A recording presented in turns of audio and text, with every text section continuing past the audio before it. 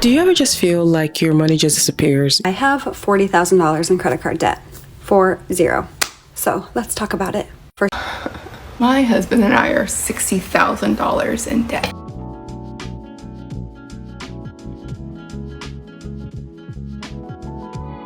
You work all week and you get paid and you realize that you're now in that paycheck to paycheck cycle. But I actually don't think it's an unintentional reality. I think the fact that we all as a unit, for the most part, lack financial literacy and financial education is an intentional part of the structure. It's an intentional part of the system. In my opinion, let's break down some of the things that they don't teach us in school, because these are things that I wish I had learned myself, but had to do that further education to do it. So hopefully this video helps somebody else out. Hi, I'm Maria, the Maria Fede on all socials, and on this channel, I help you look good, feel confident, and achieve your goals. And if you're ready, let's get into it. Myth number 1, a higher salary equals success. And we see this a lot in the FIRE Reddit or the financial independent Reddits, right? So people are like, oh, I'm making $200,000, $300,000, and I still feel like I'm living paycheck to paycheck, or I still feel like I'm not financially independent. I am not financially free. And you would think, at that level, wouldn't that make sense that they would be? Because financial success is really how you manage it. Like, remember, you hear all these stories and statistics about how people win the lottery, right? They win the lottery, they lose all of their money. Why? They got the money. But yet, it's the fact that there is no financial literacy. It is a like money in, money out game.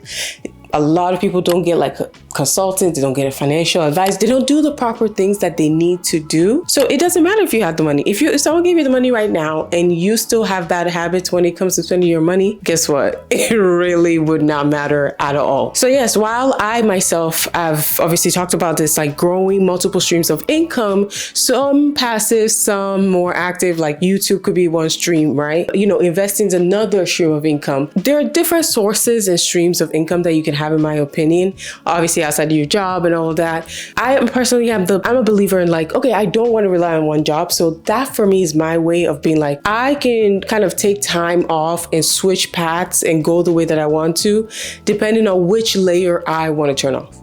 Right? So yeah, like for some people, that could be their main job in investing. That's great. Do your investing, but make sure it's diversified and all the good things that you need to do when it comes to your investing. But make sure you have that's what a 401k is, right? That's what a retirement plan is. You're doing something else to kind of give you a backup outside the income that you generate on a daily basis. Right?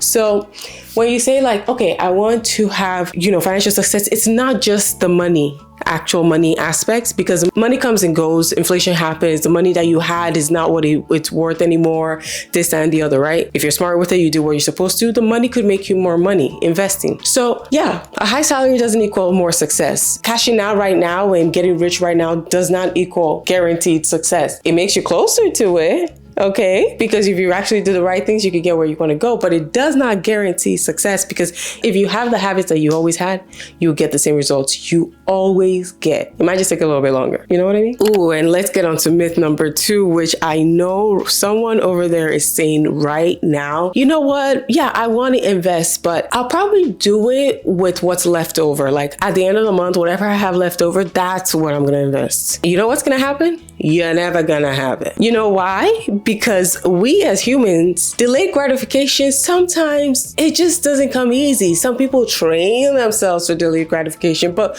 we all love to see instant gratification, all right? That's why we microwave everything and we want everything so fast and done quickly, and service and AI and this and that, instant gratification. So the idea that you will save what's left, knowing that it may not necessarily generate you money right now, doesn't feed that part of your brain unless you train it to, right? But this was a big one for me too, because when I was much younger, like in my early 20s, I was like, yeah, I'll save what's left. As someone in their early 20s in college, it was already ridiculous to even have that style of mindset, especially not having financial literacy and background and all of the things that I should have had. But the idea that I'll save what's left over was always, that's the chasing after your own tail story, right? Because you should really pay yourself first. As in, you know what? You're having money automatically set that's taken out of your bank account, out of your paycheck, whatever, even if it's $50, right? End of the day, you've saved to the end of the month and you say, oh, wow, there's nothing left. Surprise, surprise. Well, even if you had something left, you wouldn't want to give it up. The gratification isn't there, right? So it's not just you, it's me too. I went through the same exact thing. But I'll say for when I have situation, you have to put yourself first in the situation. So the best thing I would say is automate it. When I was in college, there was this app that was like called Capital or something. They would help you set goals and you would put money into like the stock market and stuff like that. They would do it automatically, but there was a portion where you could do that, I believe, and there was a portion where you could just put money in to save. I would put money in just to save because I was so scared of the stock market. That was my mindset. So yes, you could have invested. I didn't touch that. I went and I just put my money to be saved because that was what I believed was the right thing. It's not, by the way, spoiler, it is not. Because your money will depreciate and inflation will make sure that money is not what it was before. But automate your savings, because even in college, when I realized, okay, I'm going to want to move out soon. I want to have my own place. I want to be able to live, even if it's with a roommate, but at least be able to deposit money for my first last security, even with my full-time job that I was starting, right? How am I going to be able to do that? I was like, all right, 2 years ahead, I have this work study job. I'm making a little bit of money. I also have an internship. I also make money there. I'm going to start putting money aside. So I would automate it out of whenever I would get paid. They would go into my bank account and they would take money straight into this account. And I should have invested it. I didn't. I just saved it. But the automation of it took the guesswork out of it. So every time I would calculate what I had left to spend, it was anything else minus $50 that was going to go into that, or minus $100 if that month I knew I was going to get paid more because I did, more work or more hours, right? So automate it. That's my biggest tip. Okay, automate it. Even before you see it, it's already gone. And the best thing is it's gone for your benefit, for your future. Myth number 3, which is similar to myth number 2, in my opinion, is I don't get paid enough to save. Another one. I remember when I graduated and I was making barely anything, $12.50 after taxes and insurance and everything and all of that. Okay, it was about $12.50 at my internship as a graduate with my master's degree. Rent was expensive. I would have $50, maybe $100 after every, all of my rent, fees, and everything that I had to pay every 2 weeks. And, the bi-weekly check is what I got paid by, right? Even then, because I had started doing it in college where I would put money into savings, I just really believed in the idea that I should always save some money. I don't know what it is, but I'm not a kind of person, I don't really like surprises. I like to know, I don't really like surprises. Whether it's good, whether it's nonetheless, I don't like it. So I like to know when things, if things were to happen, I have something to cushion me. And I guess I had enough of that financial literacy to know I should be saving. So even when I got out of college and I was barely making anything, okay, yeah, I did know that I should be saving some money. So what would happen again was the same app that I had at that time. I would automate it to take, at this point, I couldn't even do 50 like I was in college. Mind you, you would think, in college, it's less money than graduated, no. It was architecture, suffering, hours, and just barely any pay for what you were doing. No. So I would put in, like I said, I had 50 to 100 literally in every paycheck left over. Maybe 100 on a really good month. Let's say on a good month. Do you know what I was putting away for savings? Like $5, $10, $15, literally. I would put around $10 every 2 weeks. That was $20 a month, maybe $240 a year. Maybe some month I knew I wasn't even gonna be able to maybe make that, so I would turn it off, but it was an expected automated thing naturally, just because I just always had this idea that I should save, right? Even though I wasn't making that much, it was just always like, just in case, it's better to have $240 than to have $0. And that was just what I really believed in, Many of us, because I say this to a lot of other people in my life, and they'll be like, no, I don't have enough to save. And I'm like, I swear to God, $10 is enough. $20 is enough. Just automate it and don't look back. And everyone's like, no, I just don't, there's not enough to do it. I understand. But the way I see it is, you're probably going to waste that money on food, right? Probably gonna waste that money on something like gum and minute. Like we're talking $10. That's like gum, maybe some juice, I don't know, like at the checkout aisle really quickly. $10 doesn't really go that far this day. But if you put that 10 into a stock, even if it's a split stock that you could do, like, with your bank, depending on what bank you have, whatever, that money is still making you some money. It's still appreciating rather than stagnating, right? But honestly, it's just about consistency. It's the most powerful thing in everything. Content creators come out here and they say consistency, consistency, consistency. And then, people say financial literacy, consistency, consistency, consistency. It's just consistently, even if it's $5, $10, $15, $25, right? You consistently grow that money. Because what happens is, over time, it becomes an avalanche, compounding interest. You hear it a lot, but you could just use the simple example, like just keep like 1 + 1 is 2. Okay, 1 + 2 is 3. 1 + 3 is 4. Like if you keep doing that over and over again, you're gonna get something significant over time.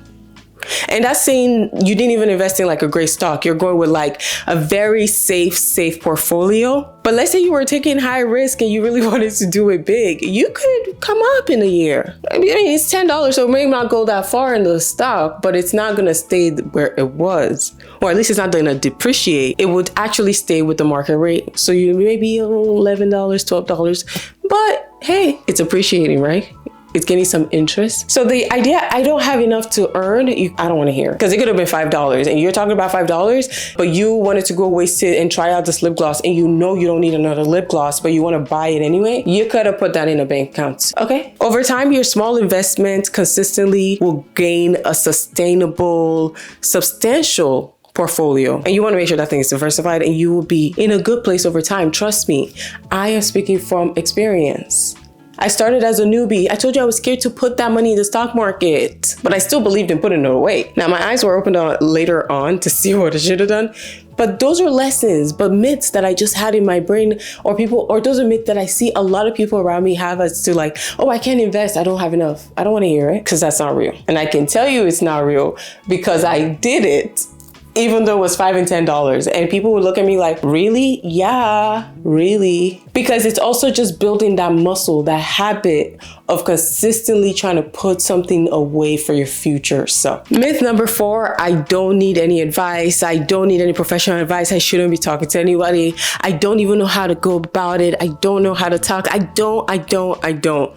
You're not trying. You're trying to stay ignorant and claim that it's other people's problem. That is another myth you need to get over. All right? Because listen, it was humbling to like show my finances to my partner and he was trying to look at my finances and see where I need to curb stuff. It was humbling. I didn't have a credit score, all this stuff. It's humbling, like to be like a grown person in their 20s and have not much financial literacy, literally saying that I can't even invest my money. My money is sitting in my Roth IRA and it's not even being invested. Like, what is that, right? Because I'm scared. At the time, it was my professional advice because, he studied he studied accountancy and finance. So it was my professional advice. But, another person who came to our office, there was this lady who came to my first job, the one I was getting paid $12.50 at, right? But they came to talk about financial literacy and personal finance and just managing your wealth in general.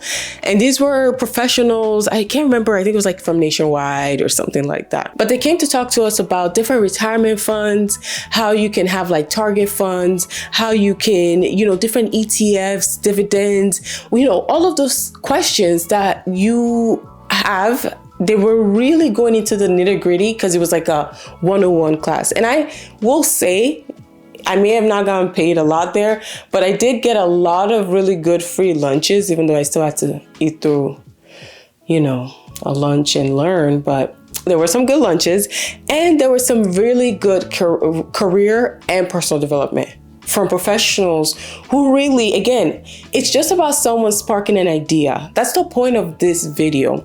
I'm not saying I'm a professional. I'm literally on this path to grow my wealth and get to that financial independence myself. But to know this is like I feel a very systemic disenfranchisement because the most people that this issues affect look like me, Black and brown people. A lot of people who are of a different race, which I'm saying like the white race, maybe even Asian, maybe.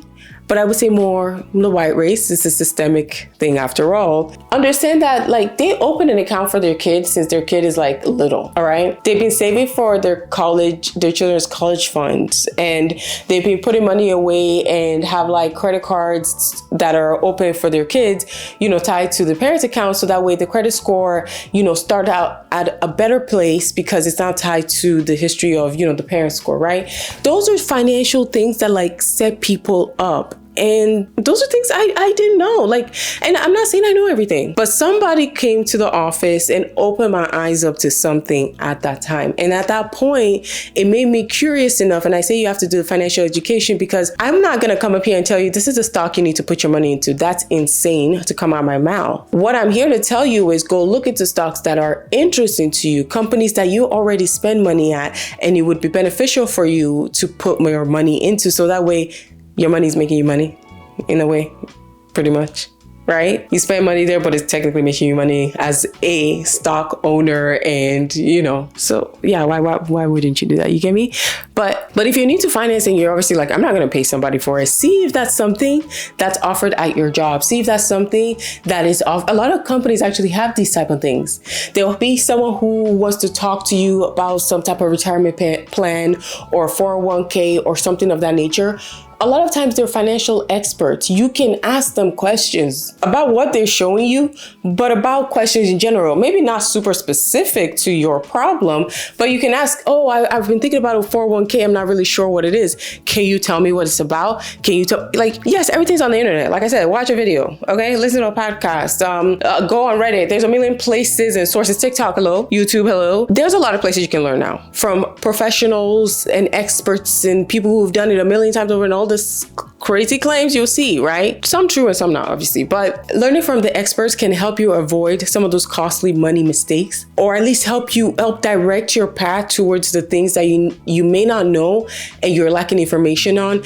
And those are the beginning sparks that will take you to a higher place when it comes to your financial education and just financial freedom and independence in the first place, right? Like as someone who has a business right now and I have this whole YouTube side of my business, I have watched a lot of business YouTubers who talk about how they have an S Corp or a LLC. And again, I have an LLC myself, but what are the benefits of an S Corp?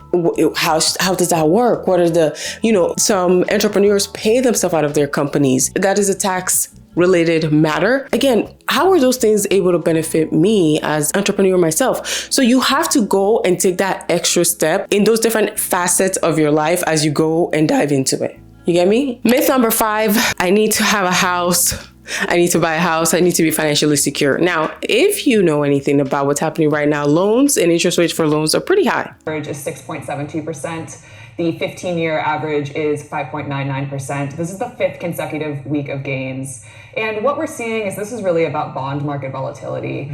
They're a little bit down from what they used to be about a year or 2 years ago, but they're still pretty high. It just makes no sense at this time to go and try to get a financing for something that would cost you a lot more due to the interest rate, even though housing market is already pretty still high right now. So double whammy, why bother? So financially, there are some times in the market where it's better to rent than it is to own. This would be one of those times. Now, I think it's getting a little bit better, but this is one of those times, right? So the idea that I have to have a home or something because that's an investment that I must have because, it's better than throwing my money away. You don't want to buy a house and then be house poor. A lot of people think that if you can afford a house that's X number of dollars, you're good to go. What most people don't realize is the upkeep and the total cost to own is what kills you. This is how people get into trouble. It's called being house poor.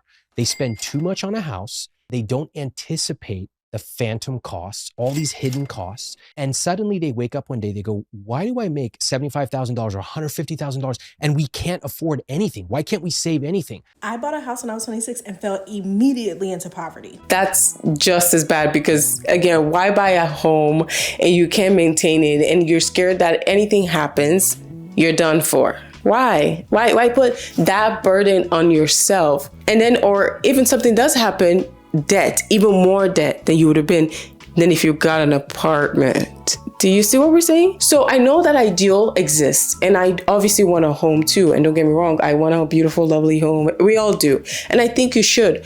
But not every time in that market do you have to see what's happening, okay, around you to see when to actually make those moves. I mean, I guess you could do it now. Like you could buy a home and then refinance it. You could. But then you still be locked into that higher price anyway, right? So, it's up to you. See, there's just more steps that you'd have to take, in my opinion. A vanity metric. That one is a vanity metric. I don't think you should do it unless you have like extra 50 to 100,000 just sitting around, because every time I talk to a homeowner, one thing they tell me is being a homeowner is expensive. It's just like the same people who have kids. They're like, oh my God, being a parent is tiring. Like, I'm gonna listen to the people who are talking about the things that they're talking about and they have it. You know what I mean? These are like lessons from the future. Listen, you know? So yeah, you don't want to be house poor. That's not the concept here. The whole concept is to be debt free, financially independent, eventually get a home, be able to pay it off. You're not, in this cycle of stress and like mental chaos all the time because money is just hard. This is a vanity metric thing, right? So this myth is tied to vanity metric. Get it out of your mind. Once you can do it, do it. But also just look at the market. This is not the best time to do it. Just wait, because everything that goes up must come down eventually, right? Maybe it doesn't, but I think it will. You will eventually, if it doesn't, get to a better place, hopefully, where you've negotiated, and watch my other video and talk about how you need to negotiate and get better with negotiating. But you should be able to, at that point, negotiate so you can try to get more money or just increase your streams of income, and hopefully that helps. You just gotta do something, babes. Okay, at this point, this is the times. I don't know what to tell you. You're gonna have to do something. So either you get into, I don't know about risky investing, in my opinion. I just said what I said. Get into your streams of income. What is this economy are we in? Creator economy? Get into it. Make your means. Do the things that you need to do. If you really think you want to do investing and you're really great at it, there you go. But personally, you're just going to have to get probably a different job, but something to supplement your income. Right? But that's a financial, getting a house is a financial burden that you don't need to consider right now, because what you need to consider right now is a lot of other things, like paying down your debts and getting rid of all your scary loans and all that type of stuff. That's what we're focusing on. Let's go on to the next one. Myth number 6 is, if it's meant for me, it will happen. And I find a lot of people love to lean on this one. The c'est la vie method of just hoping for the best when it comes to financing rather than doing what they need to do. This may work. This idea may work when it comes to like vision boarding and hoping for things, maybe. But even everyone knows that a vision board doesn't come true unless you actually put some action behind it, right? Something actionable. If you have a plan and you don't have a date or something tied to it, it's a dream. You're living a dream. And that's okay if you want to live a dream, but don't say you got a plan. You have some hopes and you have some dreams, and hopefully someday you'll get it. But the day you actually say, oh, I want to get this done by this date, now you got an actionable set of plan in motion. This is literally the SMART plan. Like, it's used in therapy all the time. You have to set a timeline. Right? Again, I talked about it. You could get lucky. You're the lucky ones, and you get lottery win tomorrow. I love that for you. I love it. I'm hoping for that myself. Every day I wake up, I say, you know what? I hope I win the lottery today. But until that day happens, you should plan for the future. In my opinion, this is a systematic mindset. Okay? If, like I said, you go and you invest at $25, $50 into the stock market, into something that's maybe matching your target fund. Let's say you're 30 years old, you're 25 years old. It's a little bit more aggressive right now. It tapers off by the time you're 40, 50, and you're seeing a return from your investments that's like 8 to 10%. That's pretty good. And you invest literally what, 20, what are we sticking to? $20, $40 a month. So that's $480 a year. That's a pretty good. And let's say what we said 10%. Oh my God, at a really good rate, we just got $48 without doing anything other than putting that money, that 480, you now added $48 on top of it. And that's at a 10% rate. Typical is like what, 6 to 7. But that's still money that you literally didn't do anything other than put it there and just let it do what it do. Don't look every day you're going to run yourself haggard. Don't do it. That's where I think a lot of people get obsessed with the like, oh my God, I'm making this sacrifice of putting my money into the stock market, and every day I'm checking in, and every day their heart rate is up and down. Let it be. Like, that's what making a sacrifice is. Like, let it be. You know you're making a sacrifice so you can have a better future. Like, that's why people go learn a trade or go to school. You make a sacrifice for your future, saying that hopefully this education puts me in a better place for my future, right? The sacrifices you need to be making obviously look like paying off those high interest loans, the high interest debts. Specifically, a lot of people say credit card because that's typically most people's like high interest rate debt. Typically, not all the time, but typically. You know, you need to build those emergency funds. Remember I told you, like, I saw my money kind of like an emergency fund. I didn't really see it even as like investment in my opinion because it was so little. I just saw it as like a little emergency fund. If something went wrong, I would have like, I said $10, $240. You know, maybe I get 10%. I'm like, if it's meant for me, it will happen and God will give me my money when it's supposed to happen. You know what will happen? You run back right into the cycle of the system. Living paycheck to paycheck, never having anything, always wishing, always hoping. But they're actionable plans. They just require sacrifice. Nobody wants to do it. Do you think I want to be sacrificing, you know, certain things myself? Oh, I want to go try to see if I can pay less for this, or I'm going to renegotiate my insurance, see if I can get less cost for this. It will save me some money here. Cancel this subscription because I don't really need it anymore. I could just keep it there. But those little things are like, okay, well, I don't really need to have this and it's not really adding to my life, so I'm going to cancel it. I don't really need it anymore. Yes, there are sacrifices. Yes, it takes time to go learn about the stuff. Yes, you know, you're just going to have to do it. That's just part of it. And nobody wants to sacrifice these days for a little bit. Nobody, and I hate to even use this, but nobody wants to work anymore. It's just like, oh, it's supposed to just be easy, instant gratification all the time. That's not real. Like, that's just not real. Like, we have this phrase, like, no good things come easy. Did people just make that up out of thin air? No good thing comes easy. Oh, I thought someone would just make it up. Pardon my French. But I thought someone would just make stuff up just so. Also, there's something about the gratification you get along the way. We are, like humans, we as we are very primal in the sense that you work for it, you get a sense of accomplishment. There's something that it does for you. The myth that I ain't got to sacrifice, if it's meant for me, it's meant for me, doesn't apply to this. Doesn't apply to personal finance, investing, and all of that. You're going to have to work a little bit, babes. Overall, financial freedom is possible. I definitely believe in it. I mean, why would I work towards something I don't believe in? I've seen it happen for many people. So, hey, I'm on it too. But it just requires consistency, staying on track and staying focused. And I believe in you. I think you can honestly do it too. Don't forget to check out my video on 10 tips that I wish I knew earlier in my 20s. So yeah, go check that out because I feel like that kind of adds on to this video. But until next time, bye.